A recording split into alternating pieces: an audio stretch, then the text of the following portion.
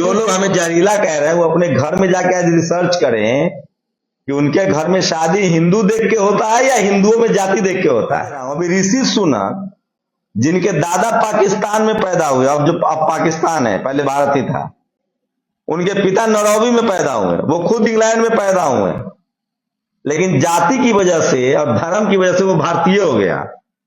वो बीफ भी खाता है और गाय की पूजा भी करता है, लेकिन इनका पड़ोसी को SC ST OBC माइनॉरिटी है तो उनसे नफरत करेंगे। ये इतने जहरीले लोग हैं। बाद में एक वो आ रहा है, फिर उसको ये खरीदना है, सामान फुलझड़ी खरीदनी है, ये खरीदना है, वो खरीदना है, पूजा मनाना है, पंडित को दान देना है, पंडित को खिलाना है, भोज करवाना है। आप किसमें खर्च करेंगे पैसा? आप अपने बच्चों का, अगर अपने बच्चों के लिए कॉपी किताब खरीदिए। अगर आप नमस्कार, मैं शंभू कुमार सिंह और आप देख रहे हैं नेशनल 10। आज एक खास मुद्दा है। जिस तरह से धर्म की तरफ लोगों का रुझान बढ़ रहा है, बहुजन समाज एकजुट हो रहा है, SC ST OBC माइनॉरिटी के लोग एकजुट हो रहे हैं और जातिवाद के खिलाफ लड़ाई जो है वो चरम पर है। इससे ज्यादा कभी लड़ाई नहीं थी। पहले बहुजन समाज के नेता जागरूक होते थे, अब सोशल एक्टिविस्ट आम लोग भी जागरूक होने लगे हैं। मेरे साथ प्रियंका पासवान जी हैं, सोशल एक्टिविस्ट भी हैं, युवा नेता हैं, और पिछले दिनों इनके फेसबुक पोस्ट की वजह से इनको लगातार ट्रोल किया गया था। धमकियां दी गई, रेप तक की धमकी दी गई, मार देंगे, काट देंगे, तमाम तरह की धमकियां दी गई। जबकि प्रियंका पासवान खुद एक डाइवर्स फैमिली में रहती हैं, जैन कम्युनिटी में इनका ससुराल है, शेड्यूल कास्ट फैमिली से आती हैं और तमाम धार्मिक और सामाजिक रीति रिवाजों से अवगत भी हैं। लेकिन सोचिए कि वो कौन लोग हैं जो एक मंत्री को 22 प्रतिज्ञा लेने पर प्रदर्शन करते हैं, एक शेड्यूल कास्ट का आदमी अपने हक अधिकार की बात कर दे तो उसको धमकी देने लगते हैं। सवाल है कि इसका अंत क्या है? क्या लोगों को डर जाना चाहिए या इससे लड़ना चाहिए? प्रियंका जी से बेहतर कौन बता सकता है जो पूरे इस उधेड़ बुन से गुजरी हैं, और इसलिए हमने चाहा कि इनसे बात किया जाए। प्रियंका जी, स्वागत है नेशनल दस के फेसबुक पेज पर।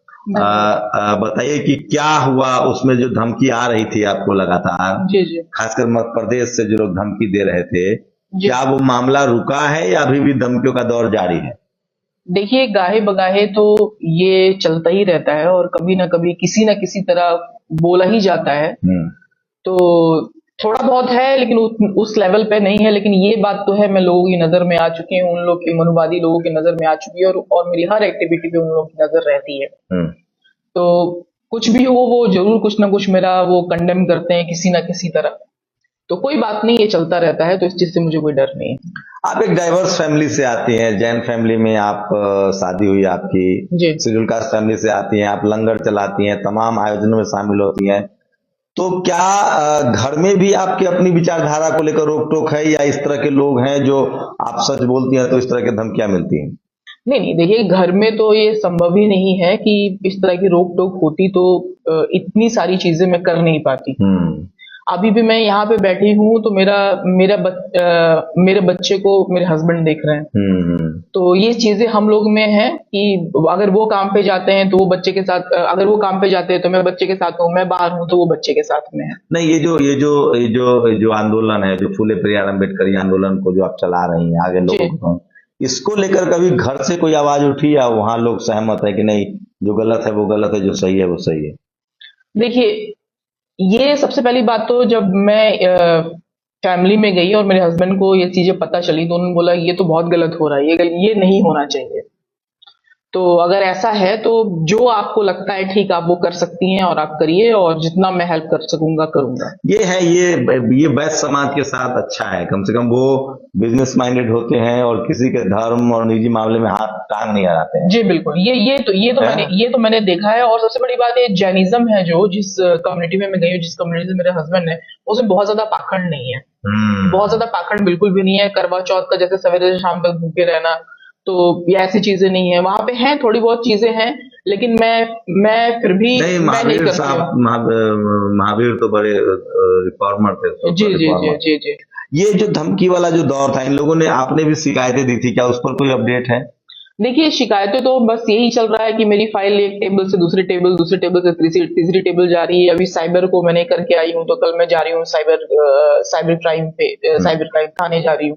तो कल वहां देखती हूँ कि अभी आगे क्या प्रोग्रेस है। लेकिन इस लड़ाई को आप रोकेंगी नहीं, आप डर नहीं रही हैं, आप इस लड़ाई को आगे बढ़ाएंगी। देखिए, इस लड़ाई को अगर मैंने रोक दिया तो ये मुझे लगता है कि ये बहुत ज्यादा बुरा होगा। रीजन ये है कि अगर मेरे जैसा इंसान डर गया तो और जो हमारी बहनें हैं और जो हमारी कम्युनिटी के लोग हैं वो तो यही सोचेंगे कि हाँ, जब इनके साथ गड़बड़ हो रहा है और ये नहीं लड़ पा रही है तो हम क्या लड़ पाएंगे। आप सोचिए, प्रियंका के पासवान जी का बैकग्राउंड बताऊं। इनके फादर अधिकारी हैं रहे, माता जी अधिकारी थी रेलवे में, जी सारे भाई बहन हाईली एजुकेटेड हैं, पीएचडी हैं और तमाम तरह के एजुकेशन है इनके घर में।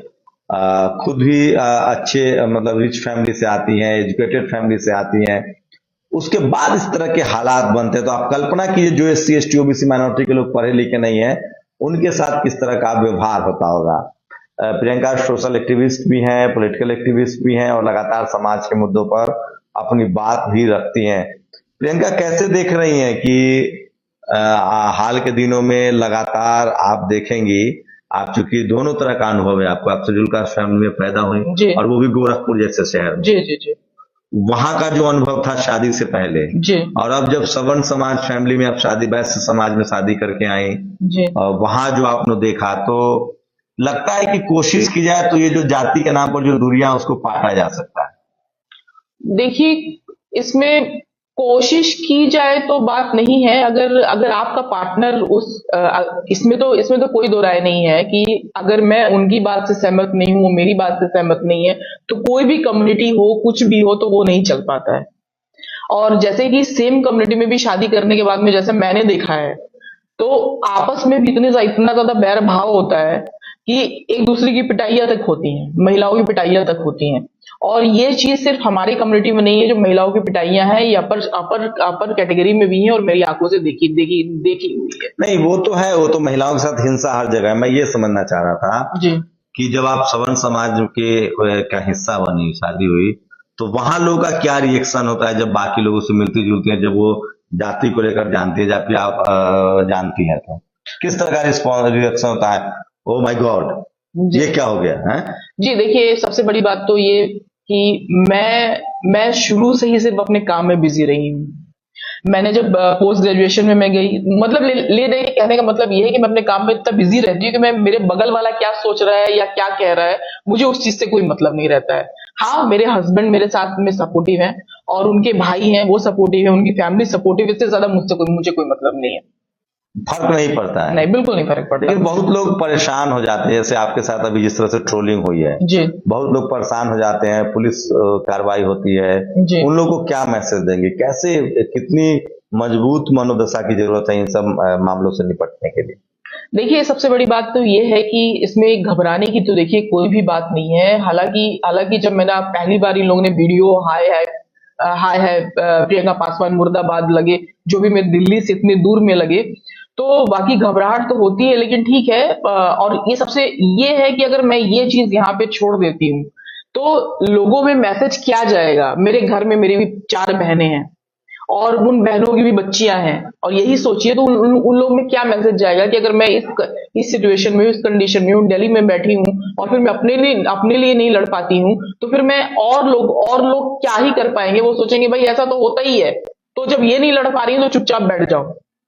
तो कम से कम मुझे ऐसा लगता है कि अपने आने वाली पीढ़ियों के लिए आपको जरूर हाथ पैर मारना चाहिए और जरूर लड़ाई लड़नी चाहिए।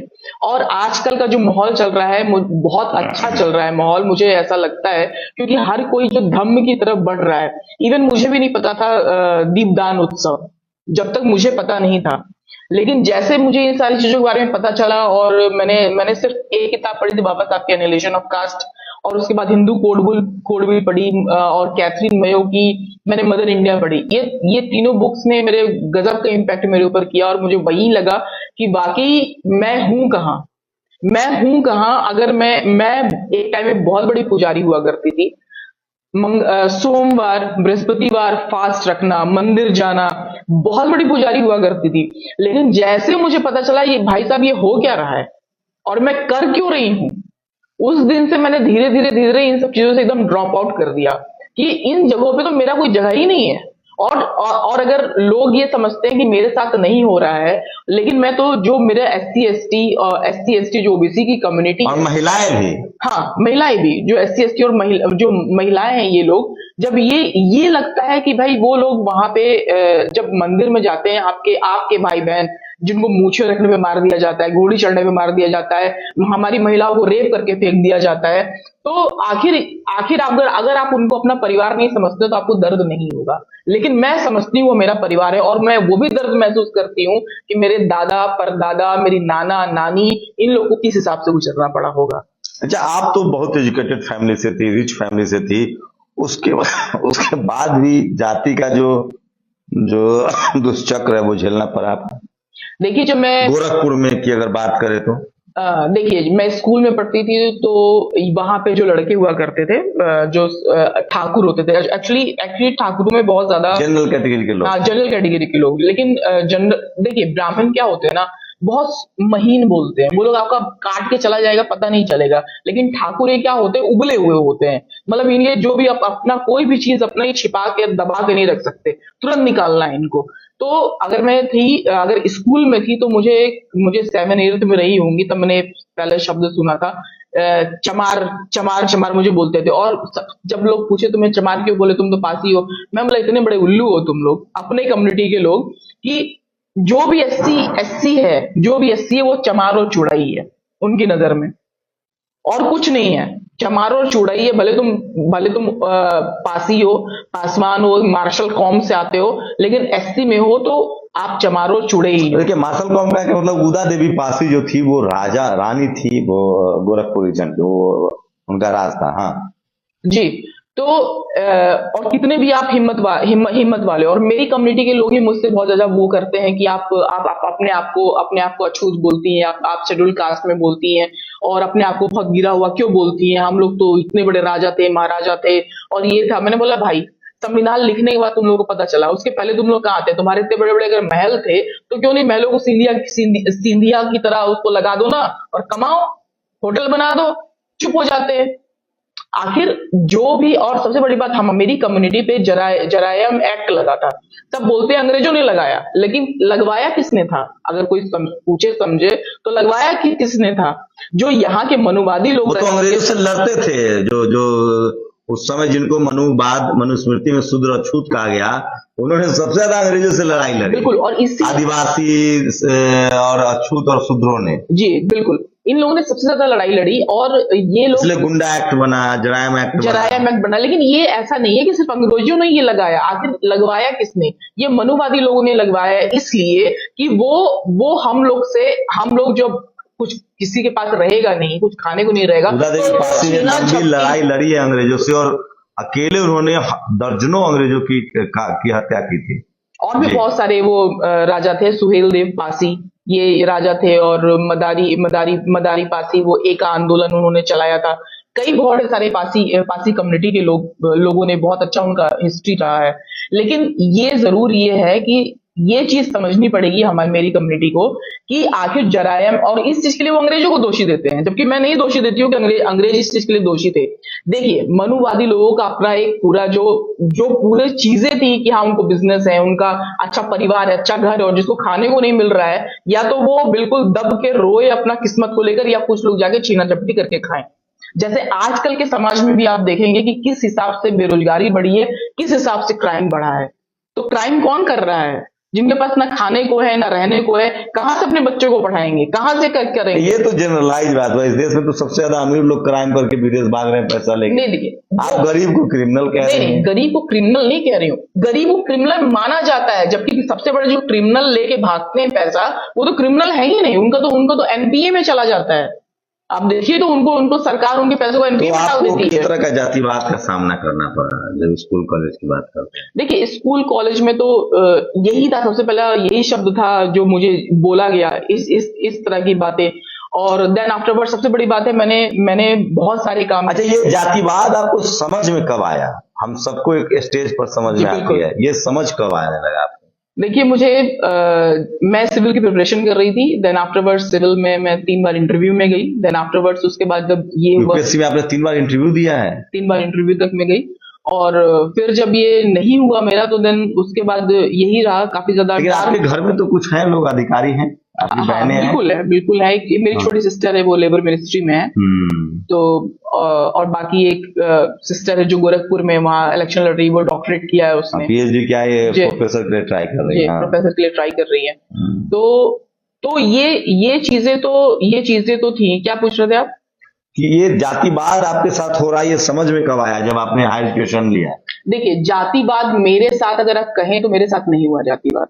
लेकिन जब मैंने देखा कि देखिए, आप या तो आप अपने आप को सिर्फ लेके चलिए और अपना नाम सब छिपा करके बैठ जाइए और आंख बंद करके बैठ जाइए। लेकिन या तो अगर आप समझेंगे नहीं तो सबसे सबसे बड़ी बात है, आप ज्यादा दूर मत जाइए ना। अपने माँ बाप का दर्द जरा समझ लीजिए, अपने दादा परदादा का दर्द समझ लीजिए, नाना नानी का दर्द समझ लीजिए, और आने वाली जो आपकी आपकी फैमिली में आपकी पीढ़ियां, उनके साथ क्या होगा, वो दर्द अगर आप समझ लेंगे, तो आप जब उनके लिए काम करने लगेंगे या उनके लिए सोचने लगेंगे, तो यही आपको, उनका दर्द आपको महसूस होगा। तो फिर आप काम करेंगे। या अगर मैं सिर्फ यही सोचूं कि ठीक है, मैं निकल गई हूं, मैं कि मेरा क्या है, मैं जाऊं सालसा सीखूं, मैं डांस सीखूं, घर में रहूं, जाऊं अच्छे अच्छे पार्टीज में जाऊं, ये वो भी अच्छी है, अच्छी बात है, वो भी जाना चाहिए नहीं, भोजन। नहीं, मुझे देखिए, जा करके वहां टाइम किल करना, आखिर, और वहां जाकर के फिर अपने लोगों की बुराई सुनना। अच्छा, वहाँ इन सब किट्टी पार्टी सालसा इस सब में भोजनों की बुराई होती है? देखिए, बुराई की बात नहीं है, वो लोग नो डाउट नीचा ही समझते हैं, नीचा ही समझते हैं। देखिए, मुझे इस तरह के हाई प्रोफाइल जो पार्टियां, उसका अनुभव नहीं है, तो उसको समझने की कोशिश कर रहा हूँ। प्रियंका का पेंटिंग का कारोबार है, तो तमाम तरह की कम्युनिटी से मिलती रहती है। मैंने इनके घर पे एम एफ हुसैन की पेंटिंग्स भी देखी है, बहुत सारी पेंटिंग्स है आपके पास एम जी एफ जी हुसैन जी, की। हम लोग उसमें बाय एंड सेल करते हैं और डील करते हैं उसमें, उनके सोचिए, paintings में। पेंटिंग का कारोबार है इनका, और जाति कभी जाति नहीं है, तो सोचिए। अच्छा, कभी कभी ऐसा होता है, वैसे कोई आपकी जाति के बारे में नहीं जान रहा है और वो जाति को लेकर बातचीत करता होगा और गाली गलौज करता है या नीच ऊंच बोलता है, तो कैसा महसूस होता होगा कि? नहीं, देखिए, जब प्रियंका पासवान सिर्फ होता है तो डेफिनेटली उसके बाद तो स्टार्ट हो जाती हैं सारी चीजें, ठीक है। और वही चीज हो करके जो मैंने एमपी में हुआ, सिर्फ वही रीजन था, प्रियंका पासवान। अभी भी अगर आप देखेंगे तो एक मैं निकाल रही थी उसमें कि तो आपके पास तो ऑप्शन है, आप प्रियंका जैन लगाइए, नहीं, क्योंकि आप जैन फैमिली में भी हैं। नहीं, देखिए, ये हम, मेरे और मेरे हस्बैंड के बीच बहुत पहले से ये बात हुई थी कि मैं अपना हटाऊंगी नहीं। उन्होंने बोला कि ठीक है, तुम लगा लो सिर्फ अपने नाम के आगे। मैं बोला ठीक है, वो चलेगा, लेकिन मैं अपना हटाऊंगी नहीं, और इस चीज पे वो भी सहमत है। तो प्रियंका पासवान जैन लिखती हैं आप? जी, लेकिन या प्रियंका जैन पासवान? प्रियंका पासवान जैन लिखती हूँ, लेकिन एकेडमिक्स में अभी भी मेरा कुछ चेंज नहीं हुआ है। तो अपने हस्बैंड के नाम में भी जब उनका जैन आप लगाए तो उनको भी पासवान लगवाइए। उसमें कोई दिक्कत नहीं है। हम लोग उनके घर जाते हैं तो वो पासवान बन जाते हैं, जब वो मेरे घर जाते हैं तो वो पासवान बन जाते हैं, मैं उनके घर जाती हूँ तो मैं जैन बन जाती हूँ। तो हम लोग आराम से अंडरस्टैंडिंग चलता है। तो आपने जातिवाद को देखा भी है, झेला भी है, और अब उसको तोड़ा भी है, तीनों आपने चीजें आला देखी है। क्या लगता है आज के डेट में बहुजनों का कैसे वो जातिवाद के दंश से निकले? और जो शहरों में जो जातिवाद है, अब जातिवाद गांव से ज्यादा शहर में है। जी, मीडिया, जुडिशियरी, ब्यूरोक्रेसी, बिजनेस में, आप तो बिजनेस में है, वहां किस तरह का जातिवाद है? आप तो खैर चूंकि जैन फैमिली में आप शादी है आपकी, तो आप बच जाते होंगे, लेकिन आपको लगता है कि कोई गैर व्यवसायी अगर उसमें जाए, एससी एसटी ओबीसी का, तो किस तरह का? नहीं, देखिए, जातिवाद जो आप बोल रहे हैं कि गांव में नहीं है और शहरों में, इस चीज पे मेरा थोड़ा सा अलग डिफरेंट नहीं, गांव में जातिवाद है, लेकिन उससे मेरा ज्यादा नफा नुकसान नहीं होने वाला नफा है। नुकसान नहीं है, वहां पे हत्या हो जाती है। और जब शहरों में जो जातिवाद है, वहां या पे तो कैरियर ही बर्बाद कर देते हैं, या जेल में जाते हैं। वहां पे आपके बच्चों के नंबर काट लिए जाते हैं। गाँव वाले में तो कम से कम केस दर्ज होता है, जेल जा रहे हैं। पायल तड़वी और रोहित वेमुला, जो आप बच्चे बड़े मुश्किल से बाहर निकलते हैं पढ़ने के लिए, वहां पे उन लोग को मार दिया जाता है। आप बताइए, अगर वो जिंदा होते, कुछ करते, तो किस देखिए, कोई लिख रहा है कि तुम लोग बहुत जहरीले हो। लगता है भाई साहब पहली बार हम लोग की बातचीत सुन रहे हैं। नहीं, ये जहरीला वाला तो मेरे लिए भी बहुत बार आया है कि बहुत जहरीली है, जहरी मतलब हम लोग जाति के खिलाफ बोल रहे हैं तो जहरीले हैं, और हम ही लोग और ये लोग जाति फैला के बैठे हुए हैं, जाति के लाभार्थी हैं, जिनके घर में शादी ब्याह धर्म देख के नहीं होता है। हम सब हिंदू हैं, अभी हिंदू देख के इस देश में शादी नहीं होता है। इस देश में हिंदू धर्म मानने वाले लोग जाति देख के शादी करते हैं, नहीं अभी और ये लोग हमें जहरीला कह रहे हैं, क्योंकि नहीं, हम लोग मुंह खोलना सीख गए नहीं हैं। जहरीला भी कहते हैं, जातिवादी भी कहते हैं। और जातिवादी हम लोग कैसे हैं? क्या हमारे ब्यूरोक्रेसी में लोग हैं? ब्यूरोक्रेसी में कितने लोग हैं? नहीं, जो लोग हमें जहरीला कह रहे हैं वो अपने घर में जाके आज रिसर्च करें कि उनके घर में शादी हिंदू देख के होता है या हिंदुओं में जाति देख के होता है। मेरा सिंपल सवाल है। बिल्कुल सही बात है जी। अभी ये देख लीजिए कि आजकल जो हमारे भी लोग बहुत ज्यादा बोलते हैं कि अगर अपने सरनेम के आगे आप अपने नाम के आगे से सरनेम हटा देंगे तो जो भी आपको कहे ना कि हम सब हिंदू हैं, हम लोग हिंदू धर्म फैला रहे हैं, उनसे पूछिए कि तुम्हारे घर में जो शादियां होती है वो धर्म देख के होता है या जाति देख के होता है? और ये बनाया किसने है? जाति बनाई किसने? देखिए जो अभी ये सारी चीजें बड़ी मायने नहीं रखती कि आप देखो शादी करो, आप कहीं भी शादी करो, आपके खाने पीने में नहीं आए, कोई गाने बजाने में नहीं आए, किसी को कोई फर्क नहीं पड़ता। लेकिन जो अधिकार है, जो एक भारतीय नागरिक होने के नाते जो एक अधिकार मिला हुआ है, कितना बड़ा जहरीला हूं बता दे रहा हूं। अभी ऋषि सुनक जिनके दादा पाकिस्तान में पैदा हुए, अब पाकिस्तान है, पहले भारत ही था, उनके पिता नौरोबी में पैदा हुए, वो खुद इंग्लैंड में पैदा हुए, लेकिन जाति की वजह से और धर्म की वजह से वो भारतीय हो गया। वो बीफ भी खाता है और गाय की पूजा भी करता है, लेकिन इनका पड़ोसी को SC ST OBC माइनॉरिटी है तो उनसे नफरत करेंगे। ये इतने जहरीले लोग हैं और इन्हीं की पोल खोलता हूं मैं दिन रात बैठ के। अगर आप में टैलेंट है, गट्स है, तो आगे हमसे बहस कीजिए और अपने घर का 4 पीढ़ी का मुझे विवरण दीजिए कि आपके घर में शादियां जाति देख के हो रही है, धर्म देख के हो रही है, उसके बाद हमसे बहस कीजिएगा। और एक बात और, नदी जो है नीचे से नहीं बहती है, ऊपर से बहती है। जिन लोगों ने जाति बनाई और जो जाति में सबसे ऊपर है उनको दोषी मानना पड़ेगा, और आपके देखा देखी बाकी लोग सीख रहे हैं। खैर प्रियंका, हम लोग बातचीत को आगे बढ़ाते हैं जी। क्या लग रहा है कि इस आंदोलन को आप चलाती रहेंगी, आगे राजनीति में जाएंगी, क्या प्लान है आपका? नहीं देखिए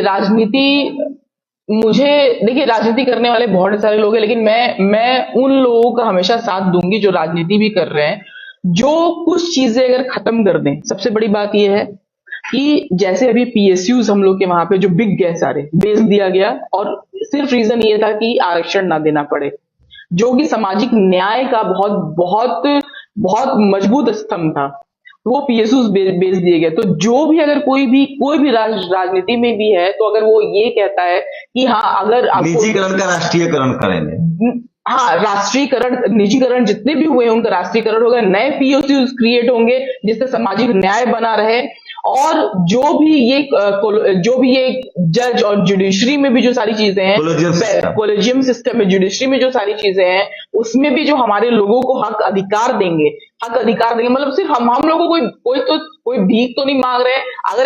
अगर आप क्वेश्चन अगर परीक्षा होती है, हमें दीजिए, परीक्षा होती है तो परीक्षा में करें, और जब रिटर्न में अच्छा हो जाता तो आप लोग उसमें काट लेते हैं नंबर, इंटरव्यू में काट लेते हैं, तो वहां भी हटा देते हैं। UPSC एक एग्जाम रह गया, 63 लेटरल एंट्री हो रही है, तो किसको करेंगे? मुझे तो नहीं लगता SC ST OBC को आप डालोगे। और लोग इतना ज्यादा आरक्षण से क्यों चिढ़ते हैं? 50% तो ऑलरेडी ये आरक्षण आप खुद ले रहे हैं, आरक्षण 50% में, बाकी SC ST OBC में 50% में आ रहे हैं, 50% तो तुरंत जनरल में है ना, जनरल वाले घुस रहे हैं ना 50% में। क्या लगता है हमारे लोग अभी बोलने में डरते हैं? हमारे नेता, हमारे सामाजिक एक्टिविस्ट, सोशल एक्टिविस्ट बस बोलना शुरू करें, हम लोग रोड बनाते हैं, सड़क बनाते हैं, डॉक्टर भी है, इंजीनियर भी है, वैज्ञानिक भी है, बस जीभ चलाना नहीं आता है, देखिए आंख में आंख डालकर जवाब देना नहीं आता है। देखिए अगर बोलेंगे नहीं तो आप चाहे जितना छिप के जी लीजिए, अपना चाहे जितना छिप के अपना वो कर लीजिए, जाति छिपा लीजिए, वो आपको ढूंढ लिया जाएगा और एक दिन आप अकेले ही मारे जाएंगे और कोई आएगा भी नहीं। इसलिए किसी भी पद पे हो, IAS हो, IPS हो, इवन कर्मचारी हो, अब मैंने तो देखा जो छोटे स्तर के जो कर्मचारी हैं, जो MCD मतलब छोटे पदों छोटे पदों पे जो कर्मचारी है, मतलब ग्रुप C ग्रुप D के, वो लोग ज्यादा संगठित हैं, जबकि जो ऊपर चले जाते हैं वो तो अपने आप को ऐसे छिपा के रखते हैं कि अरे ठीक है भाई ना, आप एक बात बताइए, अगर मैं भंगी हूं, ठीक है, तो प्रियंका भंगी मैं लगाऊंगी, इसमें तो फक्र होनी चाहिए ना, फक्र की बात होनी चाहिए। संविधान ने हमें अधिकार दिया हुआ है। मैं लगाऊंगी प्रियंका चमार, क्या दिक्कत है किसी को? बाबा साहब ने जो एक रास्ता बताया है जाति छोड़ने का, उन्होंने कहा कि धम्म के रास्ते पर चलो। 1956 में बुद्ध धम्म अपनाया और 22 प्रतिज्ञाएं दी। वो रास्ता सबसे बेहतर है। देखिए रास्ता शूद्रों और अछूतों के लिए, जिस धर्म में जिनको शूद्र और अछूत कहा गया है, उनको कम से कम इस धर्म में आ जाना चाहिए। जी बिल्कुल, देखिए बौद्ध धर्म में बिल्कुल आ जाना चाहिए। और प्रोफेसर दिलीप मंडल ने लिखा हुआ है कि उन्होंने ऐसे समाज को उन्होंने देखा जिन्होंने ये कर्म कांड सारी चीजें छोड़ दी तो काफी ज्यादा आगे बढ़ गए। उनके बच्चे आजकल बाहर जा रहे, पढ़ने जा रहे हैं और अच्छी नौकरियों पे हैं, क्योंकि आपके पास पैसा तो उतना ही है ना, आप लगाओ कहाँ, बस इतनी बुद्धि होनी चाहिए कि आप लगाएंगे कहाँ। कि 3 महीने के बाद में एक वो आ रहा है, फिर उसको ये खरीदना है सामान, फुलझड़ी खरीदनी है, ये खरीदना है, वो खरीदना है, पूजा मनाना है, पंडित को दान देना है, पंडित को खिलाना है, भोज करवाना है। आप किसमें खर्च करेंगे पैसा? आप अपने बच्चों का, अगर अपने बच्चों के लिए कॉपी किताब खरीदिए, अगर आपके पास पर्याप्त है तो और बच्चों के लिए कॉपी किताब दूसरे बच्चों के लिए खरीदिए। आपको हम लोग का जो बहुजन समाज है छोटा नहीं है, बहुत बड़ा है। 85% हम लोग हैं, तो क्यों ना आप पूरे लोगों को अपना परिवार समझा जाए, और जब परिवार समझेंगे तभी दर्द महसूस करेंगे। तो फूले साहब ने कहा था, विद्या बिन गति गई, गति बिन मति गई, मति बिन व्यापार गया, व्यापार बिना हम शूद्र कहलाए। शिक्षा पर जोर दीजिए। शुक्रिया प्रियंका हमारे साथ जुड़ने के लिए, धन्यवाद। नेशनल दस्तक की आपसे गुजारिश है कि अगर इसको बचाना चाहते हैं तो नेशनल दस्तक को सब्सक्राइब करने के लिए रेड कलर के सब्सक्राइब बटन को दबाएं, फिर बेल आइकन की घंटी दबाएं। नेशनल दस्तक को बचाने के लिए बहुत जरूरी है कि हर खबर को शेयर करें, लाइक करें, कमेंट जरूर करें।